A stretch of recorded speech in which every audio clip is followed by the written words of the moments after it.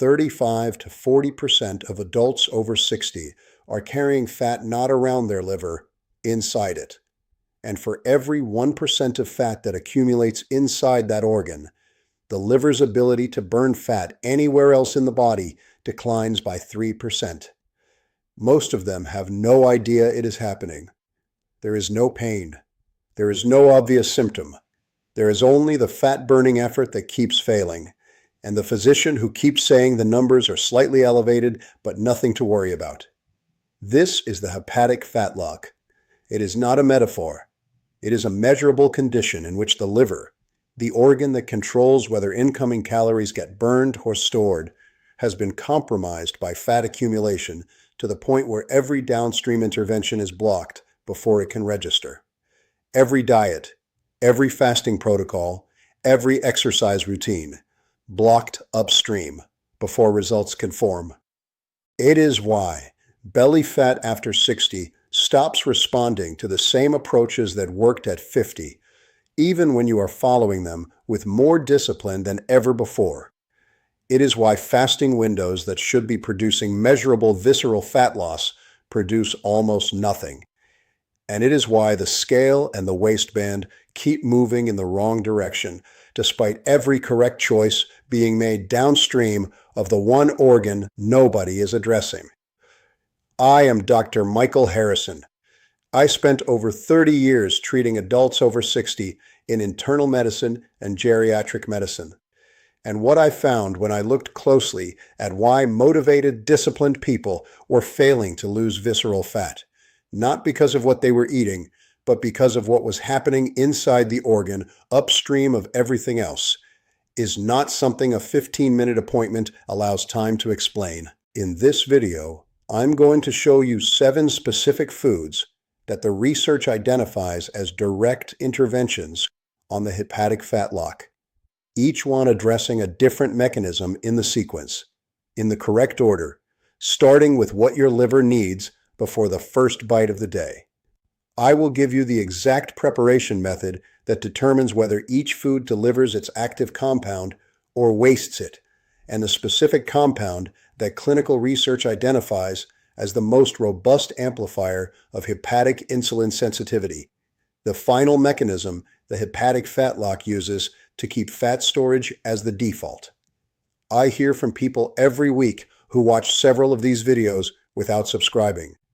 If what I just described is happening to you, you cannot afford to miss what comes next. 2 seconds to subscribe. Do it now. There is an organ that decides whether your fat-burning efforts succeed or fail before they even begin.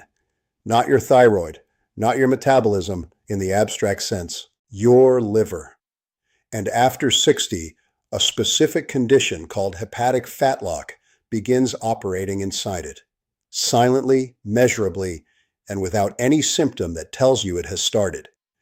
Hepatic fat accumulation, fat depositing inside the liver itself, not around it, affects approximately 35 to 40% of adults over 60 with metabolic syndrome. Research published in the Journal of Hepatology documented the consequence with precision. For every 1% increase in liver fat content, the liver's insulin-stimulated metabolism declines by approximately 3%. In adults carrying 10% liver fat content, common in adults over 60 who have been struggling with visceral fat for years, the liver's metabolic capacity is operating at 30% below baseline. 30% below baseline. That is not a modest impairment. That is the equivalent of trying to run a factory at 70% capacity while paying full operating costs and wondering why production is falling behind. Every intervention downstream of the liver, every diet, every fasting protocol, every exercise routine is being blocked at the source before it can register. The liver must clear first. Until it does, nothing else works. If this kind of evidence-based analysis is useful to you, please subscribe. 2 seconds. Do it now, before we go further. Now. Your liver runs at reduced capacity while you sleep. You have not eaten. You have not hydrated. The bile your liver relies on to carry processed waste out of the body has been sitting still for 7 to 8 hours, thickening, concentrating, becoming viscous. By the time you wake up, your liver is not processing fresh liquid. It is pushing through something closer to sludge than bile. And the first thing you drink either helps it clear that overnight accumulation or adds to the load it is already carrying. The acidity of fresh lemon juice sends a direct signal to the liver and gallbladder to release a wave of fresh, thinner bile, flushing the overnight accumulation before any food, any coffee, or any other input arrives. Research on citrus polyphenols documents their role in supporting hepatic antioxidant defense through NRF2 pathway activation, the same oxidative damage management system the liver uses continuously to protect its cells from metabolic byproducts and environmental toxins. Half a fresh lemon squeezed into 8 to 10 ounces of warm water, consumed before anything else. Include the peel. The polyphenol concentration is higher in the outer layer than in the juice. Drink through a straw and rinse the mouth afterward to protect enamel. The smallest intervention with the highest upstream leverage in the liver clearance sequence. But clearing the overnight accumulation is only the first step, because there is a second system inside the liver, one that processes everything you absorb throughout the day, that has been running at reduced capacity for years. And what reactivates it is something most adults over 60 already have in their kitchen. Your liver uses a system of enzymes to break down fat and process the chemical load it encounters every day. In a healthy liver, these enzymes run continuously and efficiently. But years of processed food, medications, refined sugar, and metabolic stress dull their activity. Not because the enzymes are gone, because the liver has been running in survival mode for so long that fat processing has been deprioritized in favor of managing the toxic backlog. Chlorogenic acid, the primary antioxidant compound in black coffee, signals the liver to reactivate those enzymes, not because of caffeine. When researchers isolated caffeine from coffee and tested it separately, there was no effect on liver enzyme activity. The chlorogenic acid was doing the work independently. Large prospective studies following coffee drinkers over years found that consistent consumption was associated with up to 70% lower risk of dying from chronic liver disease and measurably less liver scarring over time because the antioxidants were calming the inflammation that turns into fibrosis. 70% lower risk. Not from a pharmaceutical intervention, from a beverage most adults over 60 are already drinking every morning when they drink it correctly. 1 to 3 cups of black coffee, consumed after the lemon water. Organic beans, no syrups, no artificial creamers, no flavored additives. Each additive increases the liver's processing load, reducing the net benefit of the chlorogenic acid that is doing the protective work. But even with bile flowing and enzymes reactivated, there is still a third system the liver depends on, one that determines whether it can defend its own cells against the daily oxidative load. And the switch that controls that system is one of the most studied mechanisms in liver science. Your liver has its own internal antioxidant manufacturing system. A genetic pathway called NRF2, when activated, produces glutathione, superoxide dismutase, and the protective compounds the liver uses to neutralize oxidative damage. NRF2 is not on by default. It requires a specific trigger. The most potent dietary trigger identified in the research is sulforaphane, the compound found in cruciferous vegetables and in concentrations 100 times higher in broccoli sprouts than in mature broccoli. 100 times, not a marginal difference.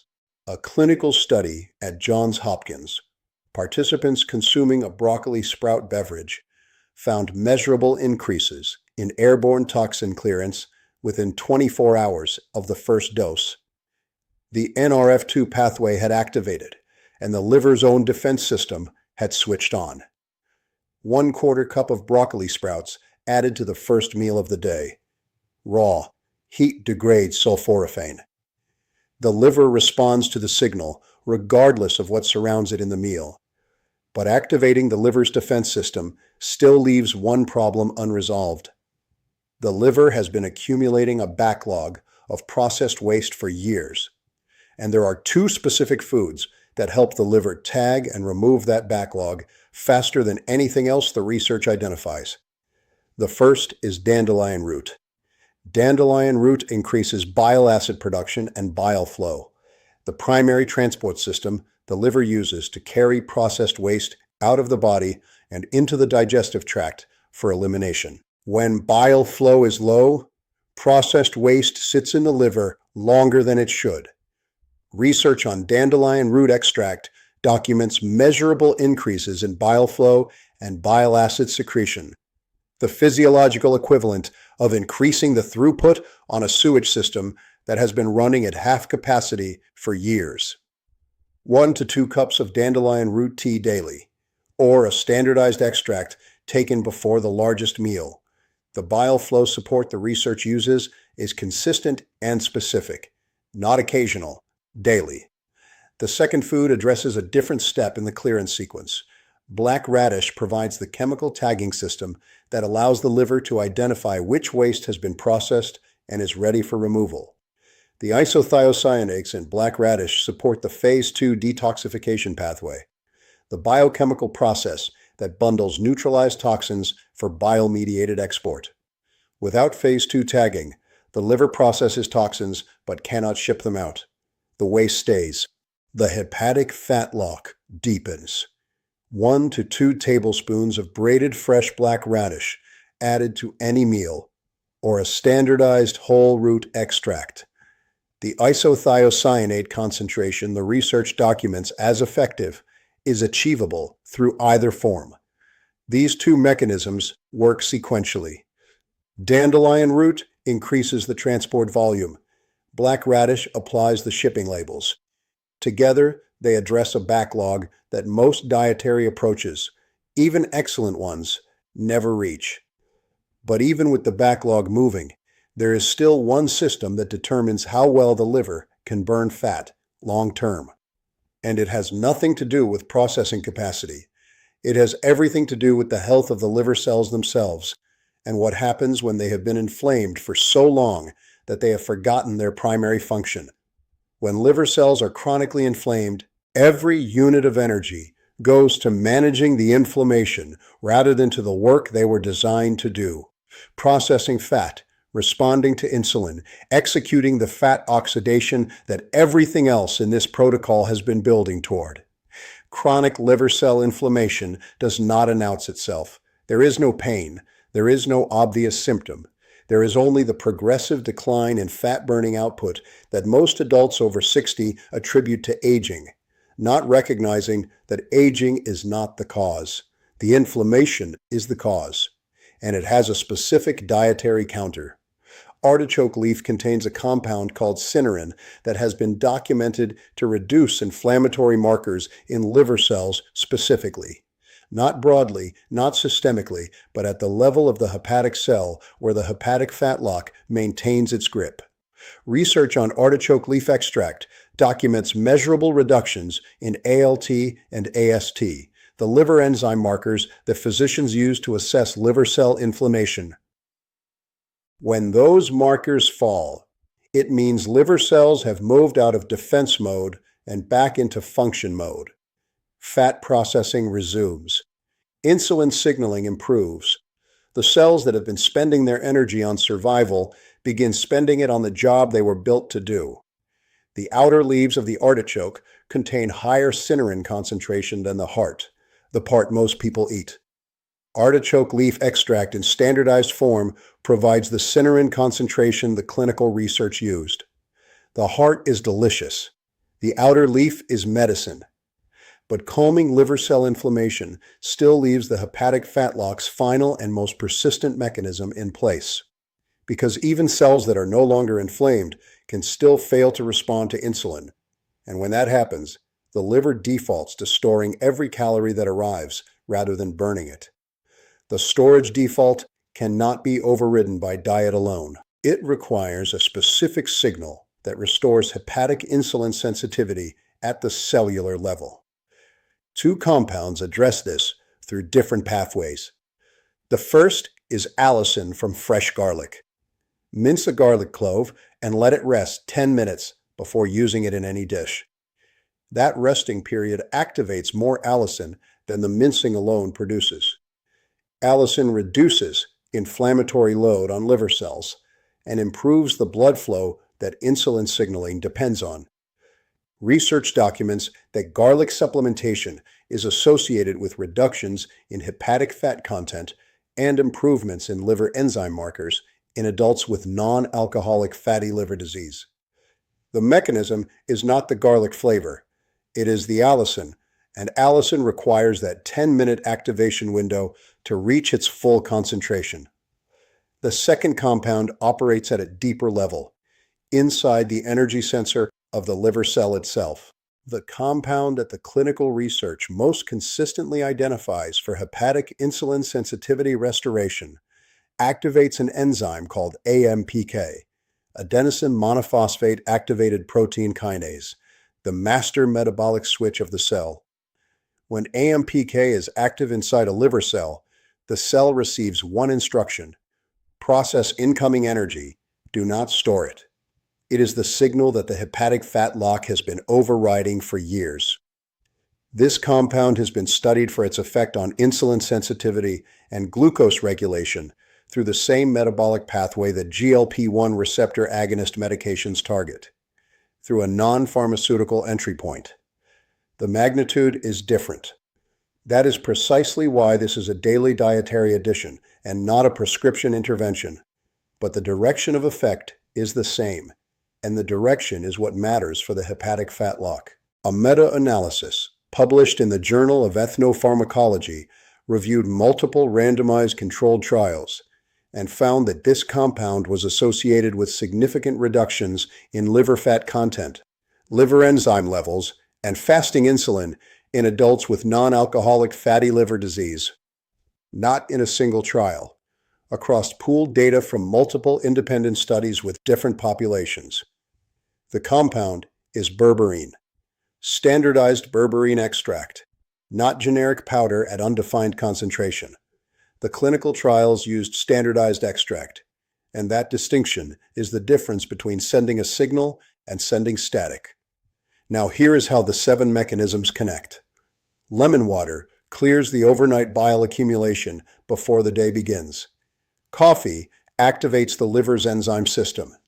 Broccoli sprouts flip the NRF2 switch that turns on the liver's own antioxidant defense. Dandelion root restores bile flow volume.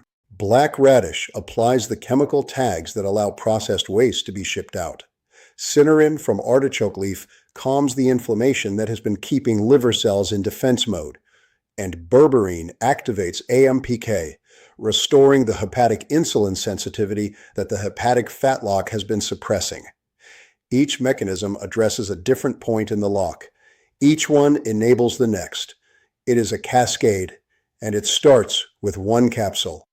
I put together the protocol I would hand to a patient walking out of my office, because I have spent 30 years watching motivated people work harder than they ever should have had to, against the liver that nobody had taken the time to address.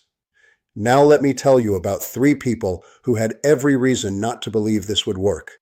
Barbara, 67 years old, Columbus, Ohio, 4 years of consistent effort, reduced sugar, daily walking, portion control. Her physician called her metabolic markers slightly elevated and told her to keep doing what she was doing. What nobody told Barbara was that the hepatic fat lock had been blocking every correct intervention before it could register downstream. She added the 7-mechanism liver protocol with standardized berberine. In 12 weeks, her waist circumference measured 6 centimeters less. Her liver enzyme markers normalized at the next blood panel. Her physician asked what she had changed. The answer was not a medication. It was the upstream problem nobody had named. Gerald, 71 years old, Memphis, Tennessee. 3 years of belly fat interventions with blocked results. His physician had dismissed his slightly elevated liver enzymes as clinically insignificant. Gerald began the liver-targeted protocol, At 10 weeks, his fasting glucose dropped from 118 milligrams per deciliter to 101. The downstream fat-burning interventions that had produced nothing for 3 years began producing measurable results within 8 weeks of addressing the upstream problem. The liver was not fine. It was blocking everything. Diane, 64 years old, Portland, Oregon. 18 months of intermittent fasting with minimal visceral fat change. The 16 to 18-hour window was biologically correct. The hepatic fat lock was overriding the fat oxidation signal before it could reach the visceral fat. After the liver-targeted protocol, her first measurable visceral fat reduction in 18 months, confirmed by waist circumference, 4 centimeters in 8 weeks. The fasting protocol had not failed. The liver upstream of it had needed to be addressed first.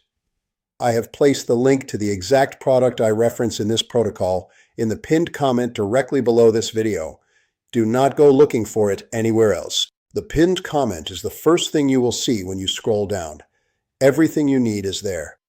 Research documents that adults who allow hepatic steatosis to progress without intervention show a 3 to 5% annual increase in liver fat content and a corresponding 3% decline in insulin-stimulated metabolism per percentage point of increase. Barbara waited 4 years. Gerald waited 3. Diane waited 18 months. The protocol worked for all 3, but each of them reached their result more slowly than they would have 2 years earlier. The hepatic fat lock does not pause while you decide. The window before structural damage becomes the primary problem narrows every year. The 7 mechanisms are identified, the compounds are specific, and the link is in the pinned comment. In the next video, I am going to show you the one food category that most adults over 60 eat every morning, foods that look responsible, that your physician has probably never flagged, that directly accelerates hepatic fat accumulation and has been working against every liver intervention you have already tried. If this kind of evidence-based analysis is useful to you, subscribe now so you do not miss it. I have pinned a comment directly below this video with the exact product, the exact protocol, and the exact timing written out in plain language. It is the first thing you will see when you scroll down. Everything you need is there. Do not wait.